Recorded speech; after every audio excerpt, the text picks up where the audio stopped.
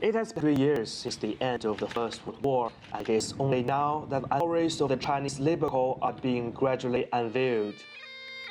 6 men are buried in Folkestone in southeast England, and it is likely that their descendants do not know of the existence of the graves. They lost lives out there, and I think we should recognise the contribution that the Chinese gave to the First World War, and it hasn't been recognised for. I think we need to honour them, and it's something we should do. We should do every year.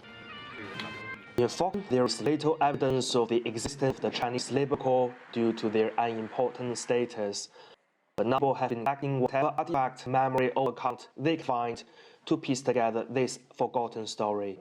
In the museum, we found a very precious ID booklet of a Chinese Labour Corps, and on it, we can see his photo. It was taken in 1917, October the 5th.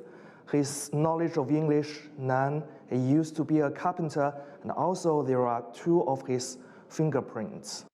A majority of the Chinese Labour Corps passed through the town on the way into mainland Europe, where artifacts are showing that some 2,000 of them were actually held in a camp outside of the town to keep them away from the locals. Well, this is the diary of William Snook, who was a guard down at the camp. And if we look at this entry for 25th of January 1918, 1,400 Chinese leave for France, but 1,400 more arrive.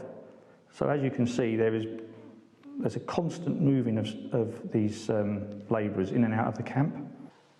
The daily lives of these labourers were captured in photographs taken by Zhang de Lucy's grandfather, who was involved in the recruitment of the Chinese labourers. Like most, he had no knowledge about this, and their existence was never mentioned by his grandfather at all. I heard about the cemetery here with 6 Chinese graves in Folkestone. At the same day, I found a box in a cupboard with Chinese Labour Corps on the box. So I started investigating and found that I had a fantastic collection of photographs taken by my grandfather in France of the Chinese labourers.